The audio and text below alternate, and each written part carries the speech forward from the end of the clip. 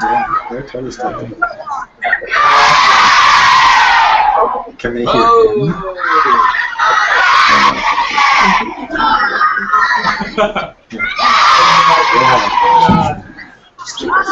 Sharon, can you hear Albert?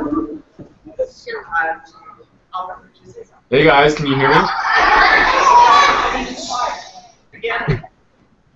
Yes, we can't hear you guys, but that's okay. You guys go ahead and have a discussion with Dr. Lynch.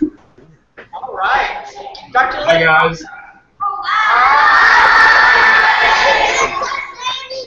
We have lots of questions for Dr. Lynch, and so we're going to start out. First of all, to let you know, there are first graders here, second graders, third and fifth. Our Wow. aren't able to join us. So you've got questions from all ages. Wow. And are you guys all explorers? Yes. Real world explorers. Okay, we're going to start with our first question. Is that okay? Yes, do it.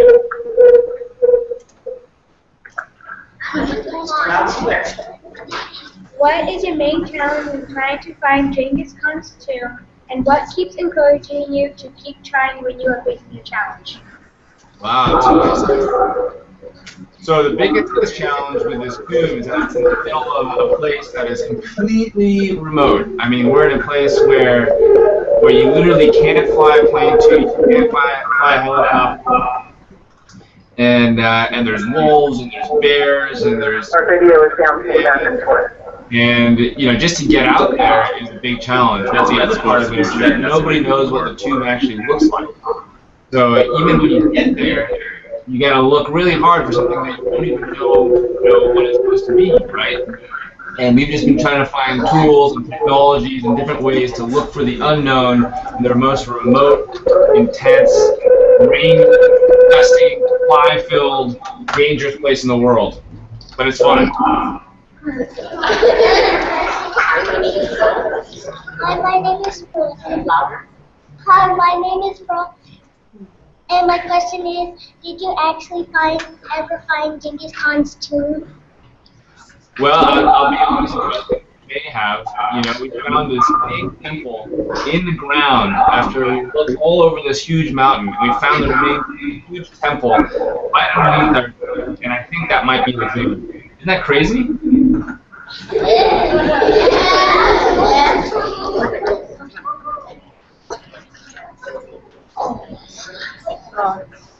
Hello, my name is Walter, and I have 3 questions. My first question is, what is the attitude of most Mongolian people towards the attempt to find Genghis Khan's tomb? That's a really good question. You know, it's controversial, right? Because some people think that even disturbing this tomb at all, like even touching this thing, would cause a curse that ends the world. You guys don't want me to end the world, right? No. Okay. And some people feel like, you know, they don't know where any of their history is because they haven't been able to really have, you know, a sense of their history for a long time. So they think it's going to be a really good thing, so they can know where they came from, where their roots are. You guys care about where you guys came from? Yes. So then some of them just think that I'm crazy because nobody wants to go into this wild, crazy place because it's so dangerous and so remote, and it's been forbidden to go to for over 800 years. So that's pretty wild. But one of them gave me a sword. One of them gave me this Mongolian sword to protect myself. In case I ran into any bandits out there in the middle of nowhere. Really good things, so they can know where they came from. Yes. How is Genghis Khan used by Mongolia? But some of them just think that I'm crazy. What's that? Oh, how is Genghis Khan viewed by Mongolian people today? Well, he's a hero. Genghis Khan is a hero for the people of Mongolia. You know, they've got Genghis Khan Airport, they've got Genghis Khan oatmeal, they've got Genghis Khan tea. George Washington. All right. Last question. Do people in other parts of Central Asia have similar or different views? Have what? Similar or different views? Yeah, of course, all across Central Asia. You know, I mean, in some cases he was their worst enemy. In some cases he was their greatest hero. You know, the thing about history is it's always different from any given person's perspective. The thing you can do as a scientist is try to use tools to find the facts. You know, and that's what's really exciting about it. It's like being a detective. Great. Thank you. Right on. And I have a sword in case you want to.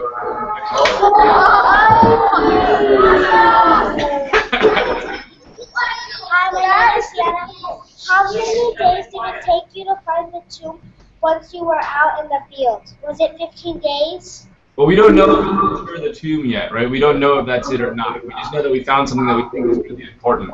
But it took us a long time, and we were traveling in the mud, in the rain, in the snow, just to get to the place. And it's taken me almost 3 years to investigate this one mountain. So it's taken me a long time. But we use all sorts of crazy tools, like these, like these little drones that I have with cameras on them, satellites. We use all sorts of crazy cameras, and we use the help of people like you. It's really fun. So it was more than 15 days, put it that way. 15 days when all you're eating is goat gets really rough. On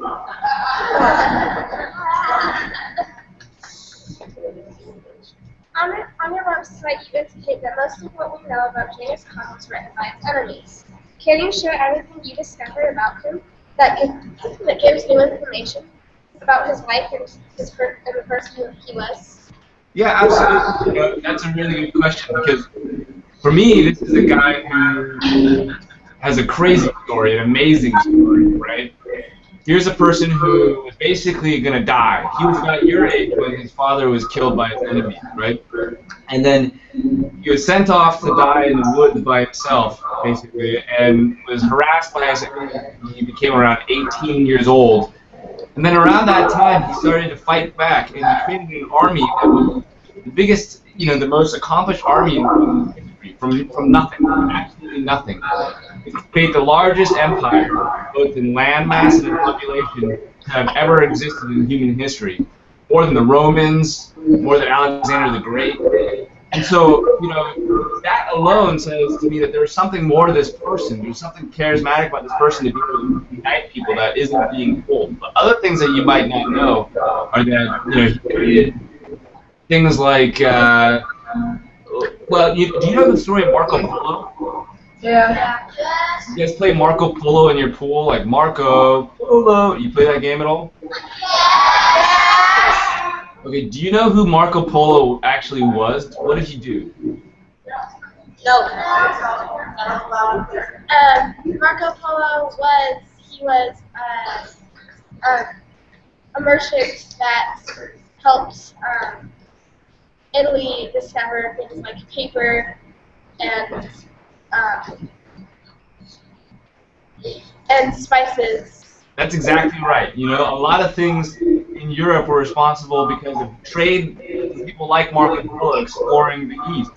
Well, the only way that Marco Polo was able to get out there was because of Genghis Khan. Do you know who he spent most of his time with? Marco Polo spent most of his time with Genghis Khan's grandson, Kublai Khan. And the only reason he was able to travel there was because Genghis Khan had created this one travel route in the west, breaking down barriers and walls. So when I think of Marco Polo, I actually think of Genghis Khan. Thank you. Right on. And we play Marco Polo later, right? Marco. Hello.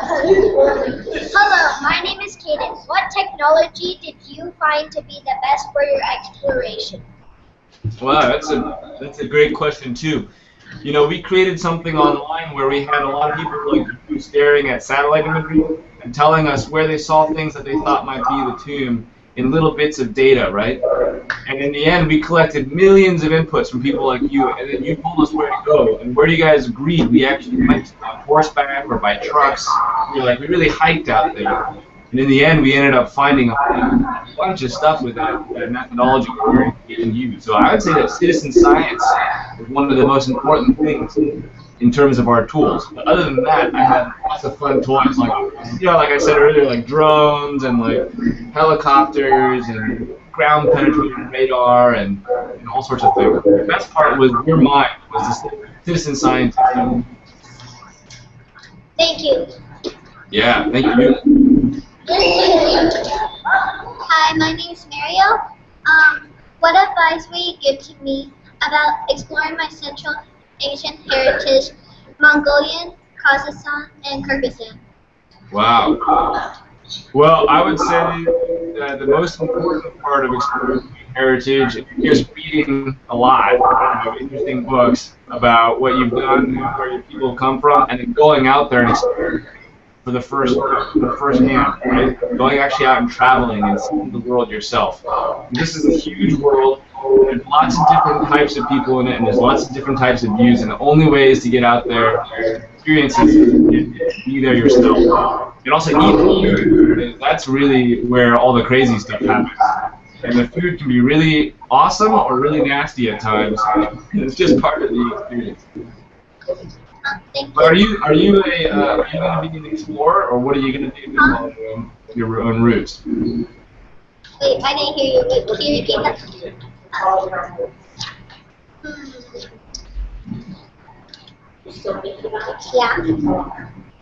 I'm going to still think about it. Yeah, right on. Well, I would say that the most important thing in life is just be curious. Thank you.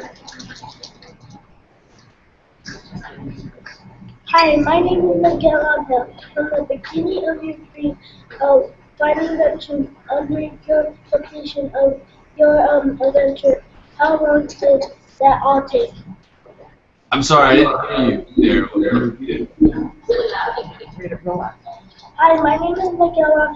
From the beginning of your dream of finding the truth under your completion of your adventure, how long did that all take?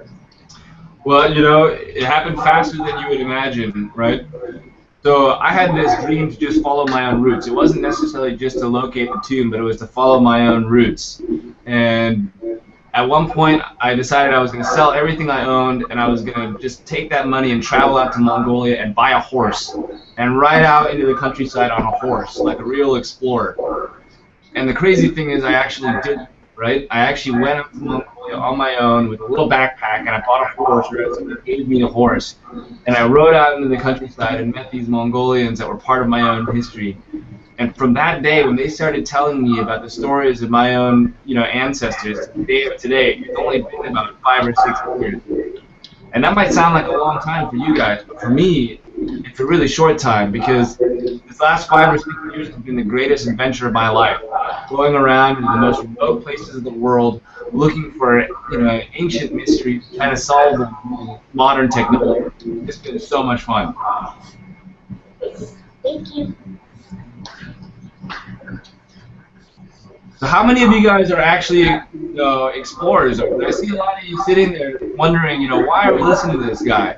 But are you guys, raise your hand if you actually go outside a lot in the background. You guys go outside and look around your backyard and look around your neighborhood and things like that? You know, that sense of curiosity, that's exactly what we need today. There's still mysteries out there, even in your own neighborhood, to explore. What were you going to ask? I'm sorry. Hello, my name is Justin. How do you determine the questions that guide your scientific research? Well, you know, again, it's a series of logic and reading and questions and answers. The thing about a scientific theory is that you try to set up a hypothesis, but you look at all different ways in which your hypothesis is broken down. And then you investigate each one of those and try to really investigate what's right and what's wrong from that hypothesis. And then you're able to adjust and shift things. But my entire thing has been around 2 things. One is I have no idea what the tomb should look like. And number 2, if I get there, I can't dig it up, because if I do, then I'll cause a curse that ends the world, according to the Mongolians, right? Or the shamans. So I have to look with new ways. I have to look with new methodologies that allow me to identify a needle in a haystack that you can't define, and the haystack is huge, and you have to do it in a way where you can't dig through the hay too easily, right? So we're using new tools and new methods from all over the world, from different types of industries like engineering and things like this, to apply this to this problem solving. It's like a problem solving detective story. Thank you.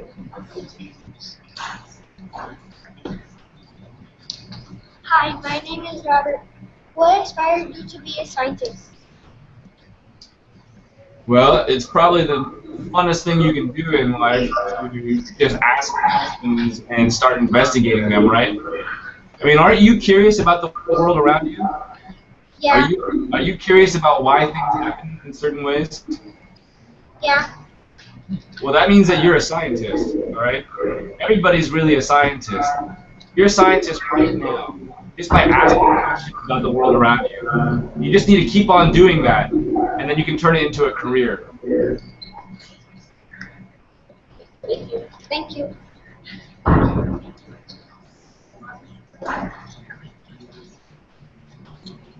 Hi, my name is Isabel. There are many types of engineers. Can you please explain the field of engineering that you studied and how it relates to your position as a research scientist? What types of engineering? Yes. There are many types of engineers. Can you please explain the field of engineering that you studied and how it relates to your position as a scientist? Well, I spent a lot of time studying computer science and material science and aerospace engineering and things like this, right? And we combined all those different things together, right? So in today's day and age, you don't have just one thing that you're supposed to focus on anymore. You got to know a lot of different things, right? You got to be multidisciplinary. So what I would encourage you guys to do in order to become a really able scientist is to stay curious about a lot of different things and don't limit yourself to any one thing, right? Because I use computer science and aerospace engineering and remote sensing and all sorts of different things to solve a single problem, right, from many different angles. So it's about keeping a big perspective, about trying to see as many things possible, but also doing them well and really diving in when you can. Yeah. Are you going to be an engineer? Are you going to be an engineer? He wants to know. Go ahead, tell him. Come talk to him. Yeah, I want to be an engineer. What kind of engineer? I don't. You know, engineering's fun because the thing about it is that you can apply it to almost any problem. And so I've got a bunch of students right in here that are, you know, right out of high school that are building engineering tools to use them in exploration. I just had one 18-year-old, actually 17-year-old young man come out to the jungles of Guatemala to look for Mayan temples using aerial drones, you know, and he was just a builder. He's a hacker, a maker. You know, he just makes things, and that's why it was so important. Just keep tinkering, you know, just keep building and do whatever you can to explore, you know, things that you're curious about. Thank you. Hi, my name is Alexander. Now that you've found the rooftop pieces, is there anything else that could be done to find out for sure if it was Genghis Khan's tomb? Well, you know, the crazy thing about it was that there was these big trees, and those trees would fall down and they would rip up the earth with their roots, you know? And as their roots came up, I could see inside the roots, and in the hole that they created, the remains of a huge temple. So that's how we found it. You know, there's all this building structure, and there's horse bones, and there's arrowheads, and there's chains, and there's pottery, and there's all sorts of things. But in the end, it's going to have to be up to the Mongolian people to decide whether or not they want to go any further, because their tradition is say not to disturb anything to do with the burial grounds of the great kings. So by locating it, that's one step. It's up to the Mongolians to decide what they're going to do next. Thank you. Sure.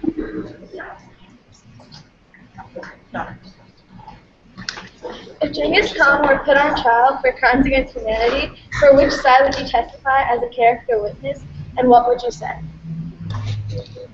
Wow, that's a really tough question. I would probably try to deflect that. I would say that, there's a lot of bad things that happened during that time, as would happen in any time in which there was a conqueror. But in the end, I would say that the person, if you look at their intentions, what they were trying to do, I met this old shaman once, this really old shaman. Do you guys know what a shaman is? No. A shaman is basically a medicine man. He's like a spiritual guy. He's like a religious guy. Like in the Native Americans, they have shamans. It's similar to the Mongolians. And what the shaman told me was that Genghis Khan wasn't trying to just do it for power, right? Bloodthirsty revenge on the enemies of his father.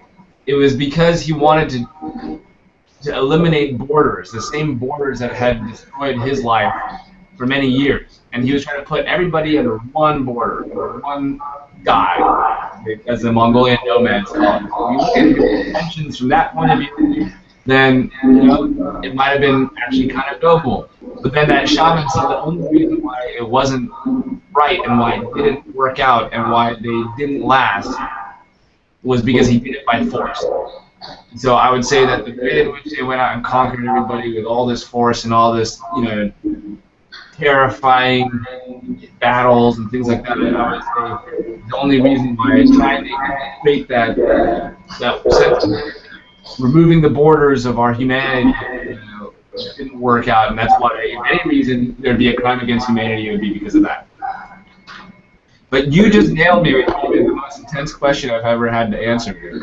I don't know how I would respond. The 5th graders will be putting him on trial. Oh, you guys are putting him on trial? Yes. All right. Well, hopefully I added to your guys' defense. Dr. Lin, we have some more 1st and 2nd grade questions, but we want you to know that our 5th graders are doing what we call exhibition, and they have their own main inquiries. So some of them now, instead of relating directly to your project itself, they're going to be asking you questions that relate to their research, okay? Awesome. Okay, but first we have a 1st grader for you. Go ahead.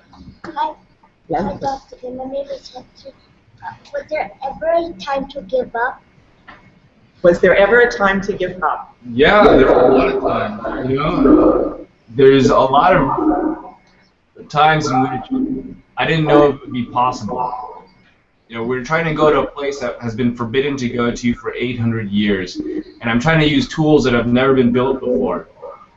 And the thing about giving up is that it's the easy way out. It's what you do if you think you can't try something different. But there's always something different to try. There's always a different way to try some problem, go around it. So there was times in which I thought, this will be impossible. There's no way in which I can either climb this mountain or my truck is going to hit a crazy river. We just looked for different solutions. Like we would build bridges to go over these rivers, or we would get off our horses where the rocks were too big, and we just keep on going. I would say that when it comes to curiosity, there is no reason to ever give up there, and you can always find a new way to find the answers that you're there.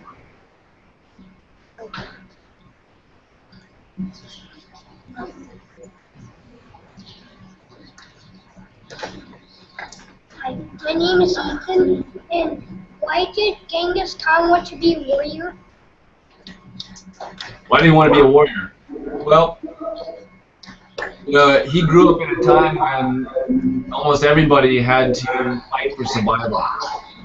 When he grew up, his world was around a lot of these little tribes. And these little tribes would fight each other all the time for resources, for grass or for places to feed their horses. And at some point, he was cornered onto the top of this mountain where he couldn't do anything but hide from the enemy. They'd killed his father, they had stolen his family. And he said, well, you know what, instead of being here on top of this mountain, I'm going to fight back for what I think is right, and I'm going to unite everybody under one banner, my flag. And that's when he became a warrior. He wasn't that much older than you. You know, I mean, he was probably 16 or 17 when he started fighting back. But he wasn't just belligerent. He wasn't just running around, you know, fighting anybody. He had a really strong code of ethics. You know, he said, if you're going to be my friend, if you're going to be with me, then I'll be loyal to you. And we will create this world which we think is better than the one that we currently live in. So, you know, I would say that, again, when I think about that shaman, he said that the intentions were good, but the way in which he got there was wrong.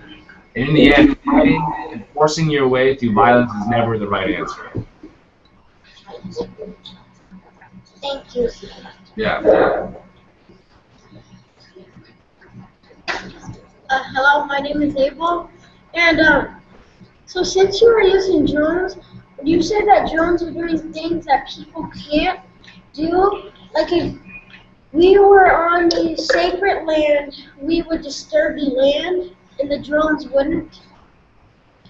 That's true, you know, but at the end of the day, what I use these drones for is to look from above. Have you ever seen anything from high above? Like when you're standing on a balcony or something, you look down and you can see something that you couldn't have seen otherwise when you were standing on the ground? Yeah. So that's what I do. I have a bird's eye view, so I can look from above using the cameras that we attach right here to this little gimbal, and we shoot photos down, and then we create these big maps of actually what's underneath, you know, from underneath the drone, so we can see from a bird's eye view. So we're trying to see the invisible. Oh. Okay, so that connects to a new project, right? Yes. Thank you.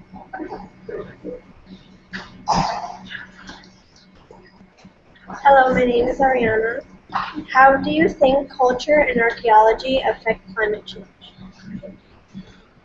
Well, cultures have always had an impact on climate. The way that we live on this earth always has an impact. And the only way we're going to learn how to do that is if we look back at our past, right? If we look back at what we've done and what we're doing in order to have an impact on climate change. And so when you look at culture and you look at archaeology, you're looking at the long story of what we've done. But in reality, that long story is actually very short, you know, because our climate is on a scale that goes way, way past the amount of time that we're on this planet as humans.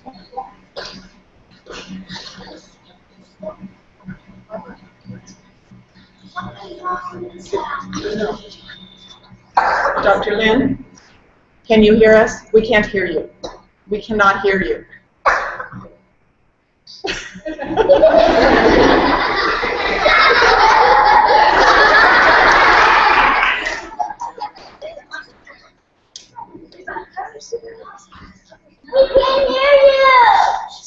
They know. So, Dr. Lin, how about answering some questions with hand signals? How's that? Okay. All right. So, a question with hand signals. Let's see. You guys are going to have to help me on this. What question do we answer? You have to give me a question. Yes. Clear. Yes. There, we just heard you. Try it again. Oh, you can hear me now? Come on. It's the power of the sword. Yes.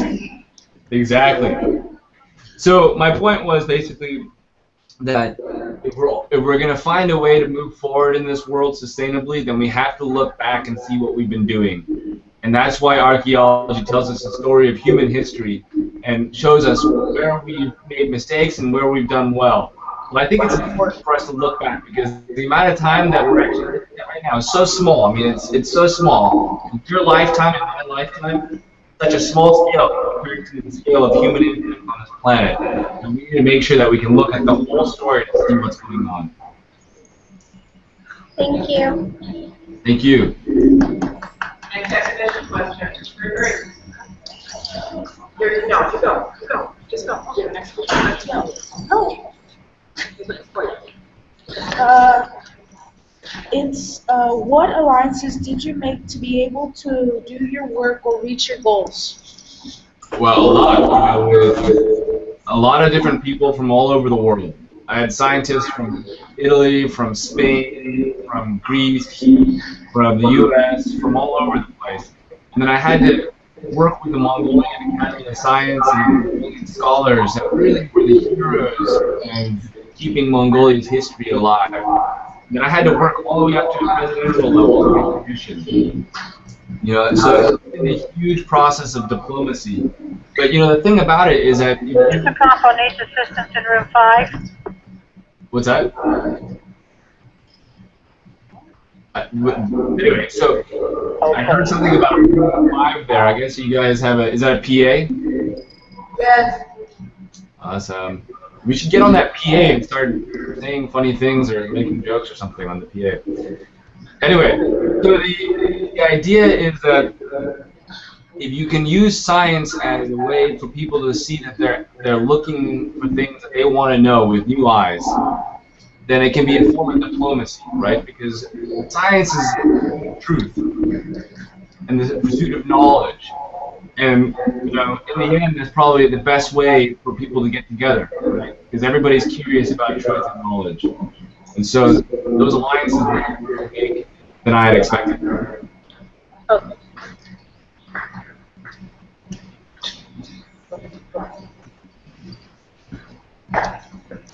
Look at all those flags back there. What are all the different flags? We're in the cafeteria. Hi, my name is Gustavo, and Can you go ahead? Go on. what did Genghis Khan do to become a leader of Mongolia? Well, it was just a force of will. You know, he decided that from nothing he would unite all the people of Mongolia. You know, Mongolia didn't exist before him. Did you know that? Before him, it was just a bunch of little tribes. And there was one little tribe called the Mongol tribe. And he, as part of that tribe, took over all the other tribes and created the nation of Mongolia. So what he did was he built it. He created it from the ground up in a single lifetime. And that's how he became the leader. And now, Thank you. thank you. And at one time, Mongolia stretched all the way from Japan, from the Sea of Japan, all the way to Europe. I mean, it was the biggest empire in human history.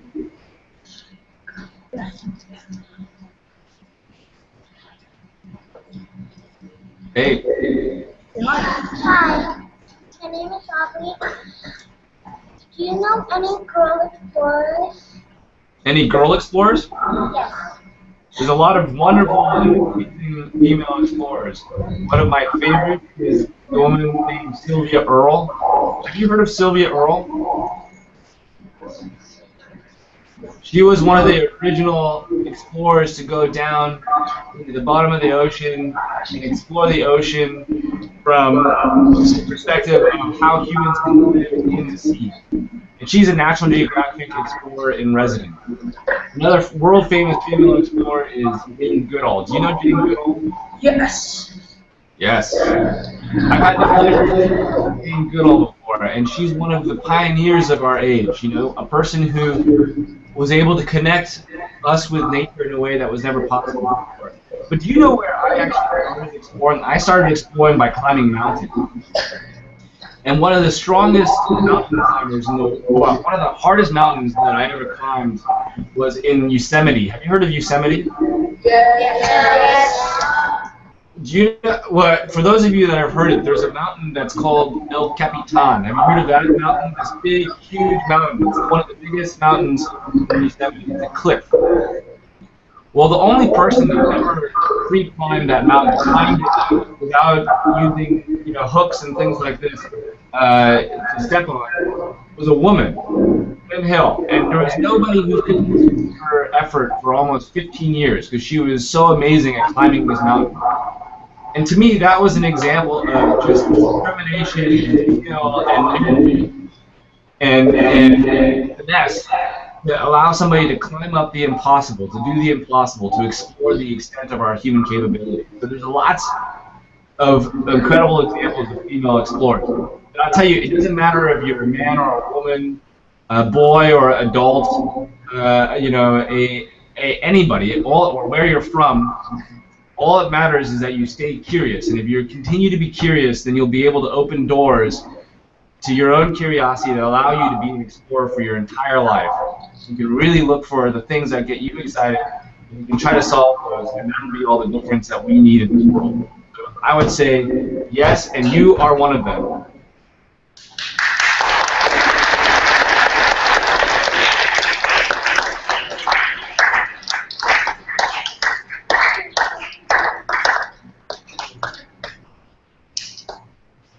Are there any prototypes that you are working on or testing? Yeah. Well, just yesterday we crashed a new little helicopter that we built in the side of the canyon out behind my office, and the students got in a lot of trouble for that. But you know, every day we're trying to break things because the only way to know that you're right at the edge, you're just breaking it. You're trying to build. So we're building all sorts of new prototypes. Right now what we're trying to do is put this thing called a LiDAR. It's a laser camera on the bottom of a drone so that we can fly it over the jungles of Guatemala. And when we fly it over the jungles with a laser, we can look through the trees and onto the ground. And if we can do that, then we can actually go and try to find Mayan temples all through the jungle using these lasers that we put on top of UAVs, laser imaging that we put on top of little drones. So that's our latest thing. That's what we're trying to build right now. Thank you.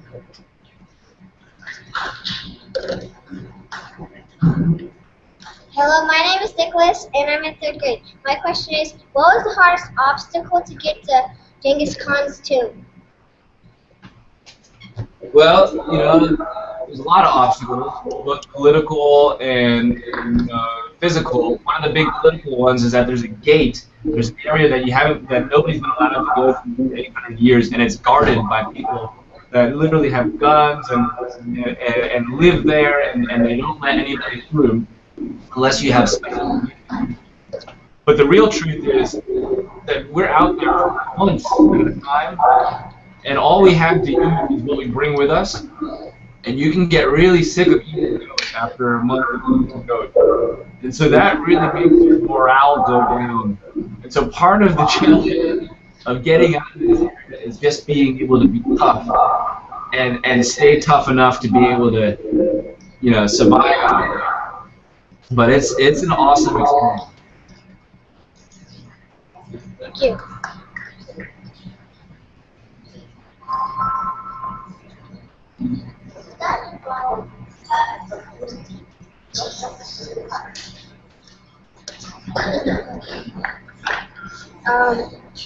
You referred to the search of Genghis Khan's tomb as an archaeological puzzle.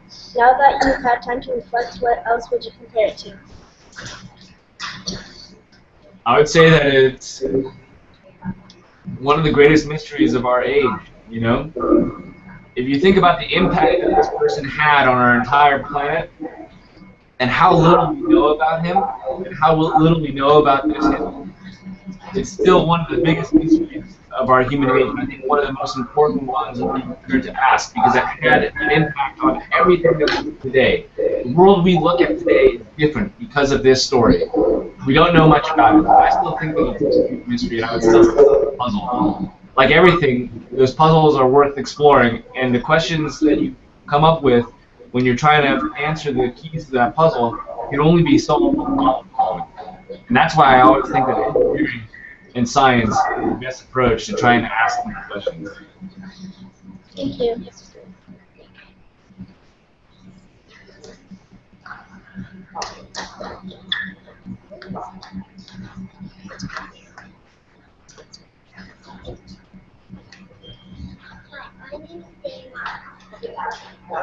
Hi, my name is Dana, and I want to ask, what will you explore next? What am I going to explore next? Well, it sounds like I'm going to explore Nevada next, right?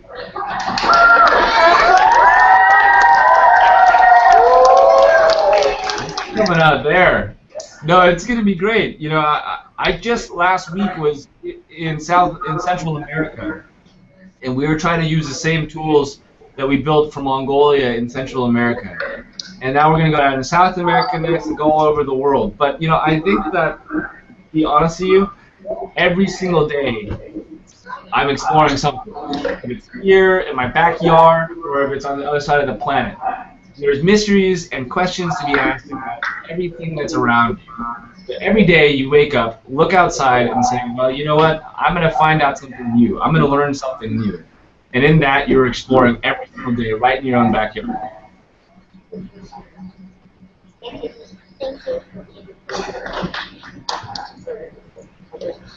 Hi, my name is Avery.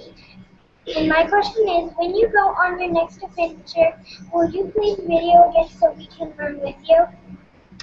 What's that? Hi, my name is Avery. And when you go on your next adventure, will you please video again so we can learn with you? Yes, I will definitely video it and send you a video of what we did. In fact, I'll send you a video of my last trip in Guatemala.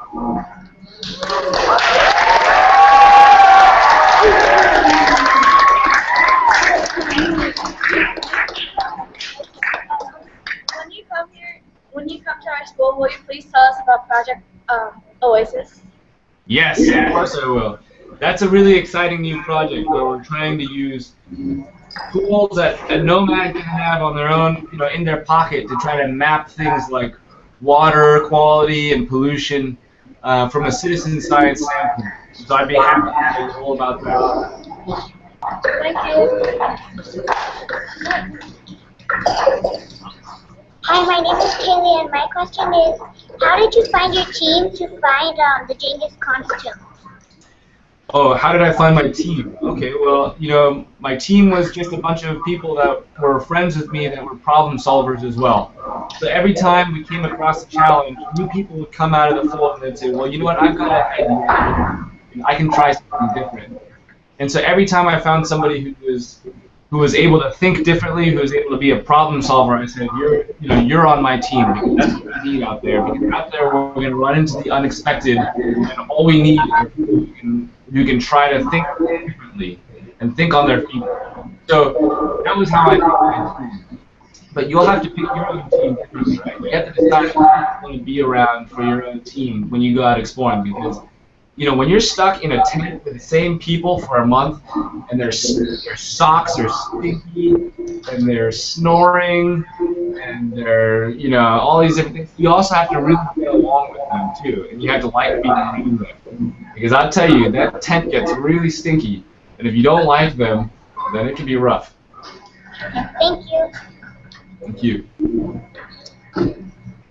Okay, Dr. Lin, we have so many more questions, but we're out of time. So we're going to have lots of questions for you when you come. And what do you guys all have to say?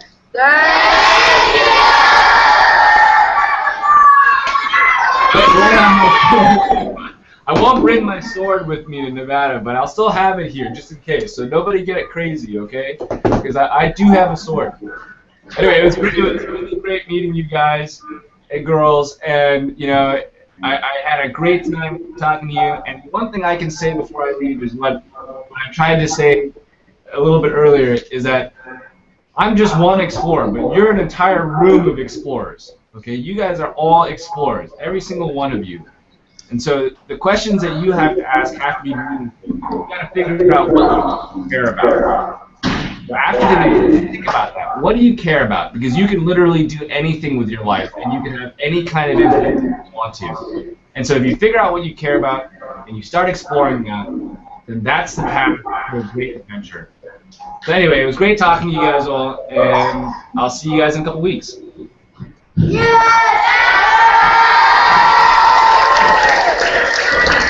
Mongolia! See you guys. It's just, yeah, it's definitely, Okay. I'm not sure if you guys can hear. It looks like they're done too, so I didn't even get a chance to do what I was going to do. So. That's good. I'm sure he said.